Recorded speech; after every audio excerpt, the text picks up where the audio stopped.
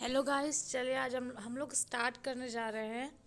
एक second, sorry. हाँ, हम लोग स्टार्ट करने जा रहे हैं क्लास 6 एनसीईआरटी की सोशल साइंस की बुक हम लोग पढ़ेंगे। ऐसे हम लोग सीरीज से पढ़ते जाएंगे सारे चैप्टर। ये हमारे यूपी पीसीएस आर ओ ये सब चीज़ में काम आएगा। इंसान अगर सी टेट, यूपी टेट या फिर कोई भी स्टेट का आप एग्ज़ाम देते हैं तो हर किसी में तो एनसीईआरटी काम आती ही आती है। चलिए स्टार्ट करते हैं टाइम ना वेस्ट करते हुए।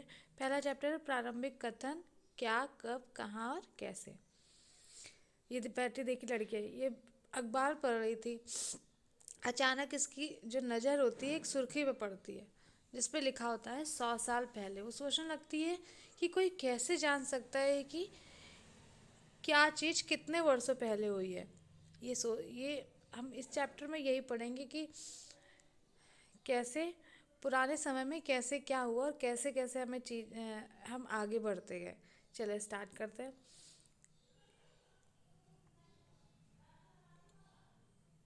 ये जानने के लिए कल क्या हुआ था, आप रेडियो सुनते, टेलीविज़न देखते, अखबार करते, ये तो सभी लोग करते हैं। ये पिछले साल क्या हुआ था, इसलिए हम किसी न किसी व्यक्ति से बात करते हैं या लोग एक दूसरे से बात करते हैं, जान पाते हैं कि कैसे क्या हुआ था। अतीत के बारे में जानना हो तो हम पुराने लोगों से बात करते हैं, या वो लोग कैसे खाते थे पीते थे, या न्यूज़पेपर वगैरह किताबों वगैरह से पढ़ते हैं कि कौन क्या खाता था, कैसे रहता था। यही लिखा हुआ है इसमें, क्या खाते थे, कैसे कपड़े पहनते थे, किस तरह के घरों में रहते थे। हम आखेटकों, शिकारियों, पशुपालकों, कृषकों, शासकों, व्यापारियों, पुरोहितों, शिल्पकारों, कलाकारों, संगीतकारों या फिर वैज्ञानिकों के बारे में जीवन में जानकारियाँ हासिल करते हैं। बहुत साल पहले क्या होता था, लोग नदी के नदी के तट पे रहते थे। यहाँ रहने वाले आरंभिक लोगों में से कुछ संग्राहक थे जो आसपास के जंगलों की विशाल संपदा से परिचित थे। अपने भोजन के लिए वे जड़ों, फलों तथा जंगल के अन्य उत्पादों का यहीं पे संग्रह करते थे। वे जानवरों व आखेट मतलब शिकार भी करते थे। पहले के लोग शिकार करके ही अपना पेट भरते थे। आप ये मैप देख रहे हैं, आप इस मैप में पता लगाएंगे कि नर्मदा नदी कहाँ है और ये सुलेमान और किरथर की पहाड़ियाँ कहाँ हैं। चलिए अभी देख लेंगे। कम 8,000 साल पहले की बात है जब स्त्री और पुरुष सबसे पहले गेहूँ या जौ जैसी फसलें उपजाना प्रारंभ आरंभ करा। उन्होंने भेड़, बकरी, गाय, बैल जैसे पशुओं को पालना चालू किया। ये वे लोग थे। उत्तर पूर्व में गारो तथा मध्य भारत में विंध्य की पहाड़ियाँ, इसमें भी ये भी हम देखेंगे इसमें कहाँ पे स्थित है। यहीं पे सबसे पहले ये चावल, जौ ये सब उगाया गया। ये देख लेते हैं, विंध्य की पहाड़ियाँ बीचों बीच में हैं। किरधर की पहाड़ियाँ, ये किरधर की पहाड़ियाँ,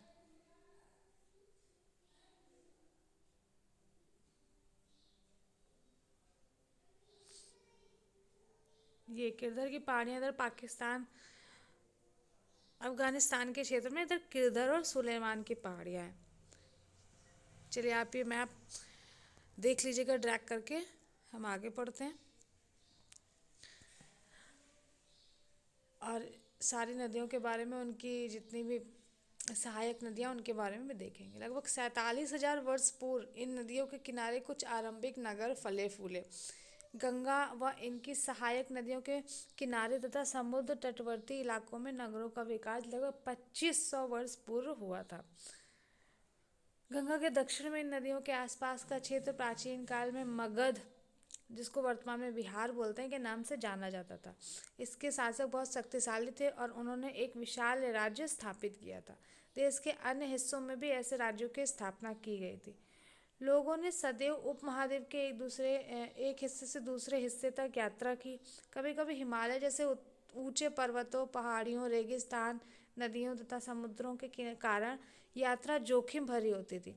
फिर भी यात्रा के लिए असंभव नहीं था। वे लोग प्राकृतिक आपदाओं से लड़ते हुए भी एक स्थान से दूसरे स्थान चले जाते थे।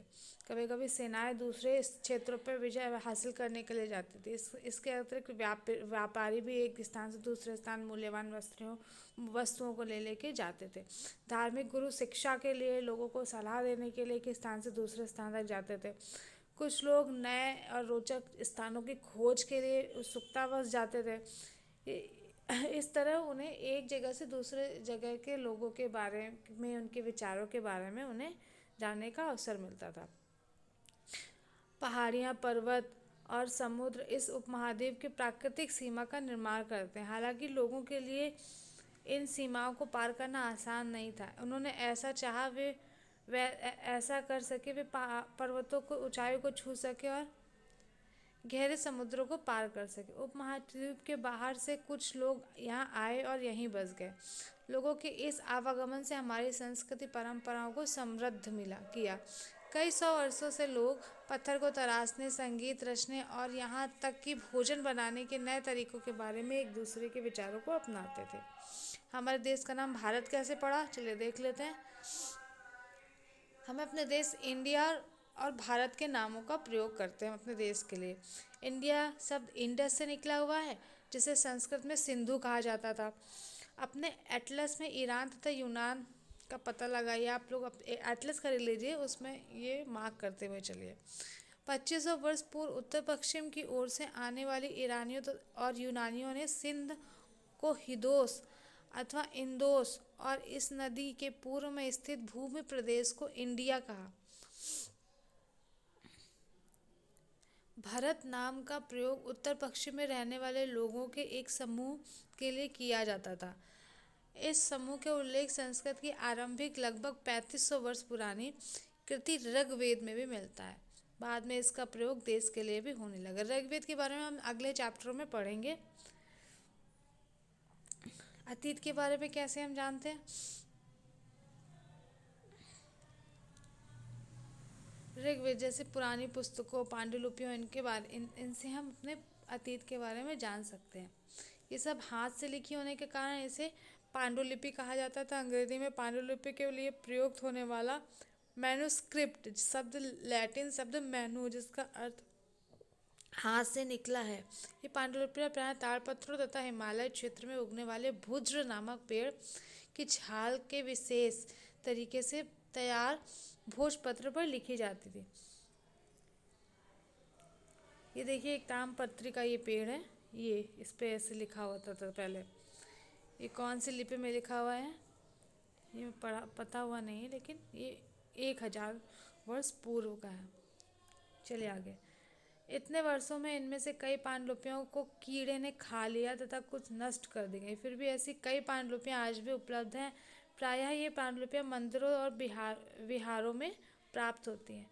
इन पुस्तकों में धार्मिक मान्यताओं व व्यवहारों, राजाओं के जीवन और सदियों तथा विज्ञान आदि सभी प्रकार के विषयों को चर्चा मिलती है। इनके अतिरिक्त हमारे यहाँ महाकाव्य, कविताएं तथा नाटक भी हैं। इनमें से कई संस्कृत में लिखे हुए मिलते हैं, जबकि अन्य प्राकृत और तमिल में है। प्राकृत भाषा का प्रयोग आम लोग करते थे। हम अभिलेखों का भी अध्ययन करते हैं। ऐसे पत्थर तथा धातु जैसे अपेक्षाकृत कठोर सतहों पर उत्कीर्ण किए गए मिलते हैं। कभी कभी शासक तथा अन्य लोग अपने आदेशों को इस तरह उत्कीर्ण करवाते ताकि लोग उन्हें देख सकें, पढ़ सकें। यह अभिलेख पत्थरों पे ऐसे ही पहले अभिलेख लिख दिए जाते थे, जिसमें अपने राजा रानियाँ या जो भी स्त्री पुरुष थे वो अपने अपने कामों को लिख देते थे, जिससे अब आने वाले लोग उन्हें मतलब देखें, उनके बारे में लोग जाने। ये देख लेते हैं क्या लिखा हुआ है। लगभग 2250 वर्ष पुराना यह अभिलेख वर्तमान अफगानिस्तान के कांधार से प्राप्त हुआ है। यह अभिलेख अशोक नामक शासक के आदेशों पर उत्कीर्ण करवाया गया था। इस शासक के विषय में आप नेक्स्ट चैप्टर में पढ़ेंगे, कक्षा 7 में पढ़ेंगे। जब हम कुछ लिखते हैं तो हम किसी लिपि का प्रयोग करते हैं। लिपियाँ अक्षरों तथा संकेतों से बनी होती हैं। जब हम कुछ बोलते हैं अथवा पढ़ते हैं तब हम एक भाषा का प्रयोग करते हैं। इस अभिलेख इस क्षेत्र में प्रयुक्त होने वाली यूनानी तथा अरामेइक नामक 2 भिन्न लिपियों तथा भाषाओं में है। इसके अतिरिक्त अन्य कई वस्तुएं जो अतीत में बनी, प्रयोग में लाई गई, ऐसी वस्तुओं का अध्ययन करने वाले व्यक्ति को हम पुरातत्वविद कहते हैं। पुरातत्वविद पत्थर और ईंट से बनी इमारतों के अवशेषों, चित्रों तथा मूर्तियों का अध्ययन करते हैं और वे औजारों, हथियारों, बर्तन आभूषणों तथा सिक्कों की प्राप्ति के लिए छानबीन की खुदाई भी करते हैं। इनमें से कुछ वस्तुएं पत्थर, पक्की मिट्टी तथा कुछ धातु की बनी होती हैं। ऐसे तत्व कठोर और जल्दी नष्ट नहीं होने वाले होते हैं। देख लीजिए, ये पहले ऐसे आकृतियां बना के लोग प्राप्त हो जाते थे। ये पात्र जो दिखाई दे रहा है 4700 वर्ष पूर्व था। ये पुरानी चांदी का सिक्का, इस तरह के सिक्कों का प्रयोग लगभग 2500 वर्ष पूर्व होता था। चलिए आगे। पुरातत्वविद जानवरों, चिड़ियों तथा मछलियों की हड्डियां ढूंढते हैं। इससे उन्हें यह जानने में मदद मिलती है कि अतीत में लोग क्या खाते थे। वनस्पतियों के अवशेष बहुत मुश्किल से पच पाते हैं। यदि अन्न के दाने तथा लकड़ी के टुकड़े जल जाते हैं तो वे जले हुए के रूप में बचे रहते हैं। पांडुलिपियों, अभिलेखों तथा पुरातत्व से ज्ञात जानकारियों के लिए इतिहासकार प्रायः स्रोत शब्द का प्रयोग करते हैं। इतिहासकार उन्हें कहते हैं कि जो अतीत का अध्ययन करते हैं। स्रोत के प्राप्त होते ही अतीत के बारे में पढ़ना बहुत रोचक हो जाता है, क्योंकि इन स्रोतों की सहायता से हम धीरे धीरे अतीत का पुनर्निर्माण करते जाते हैं। अतः इतिहासकार तथा पुरातत्वविद उन जासूसों की तरह है जो इन सभी स्रोतों का प्रयोग सुराग के रूप में कर अतीत के को जानने का प्रयास करते हैं। क्या तुमने इस पुस्तक के शीर्षक अतीत को देखा था? अतीत का मतलब ही होता है कि पुरानी बहुत सारी चीज़। अतीत मतलब एक बहुवचन शब्द है, बहुत सारी चीज़ों का एक मेल।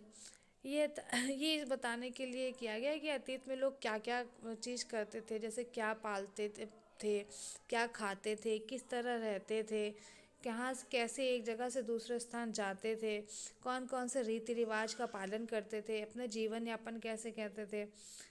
इस तरह की बातें बताई गई। यही सब अतीत का एक संग्रह कहलाता है।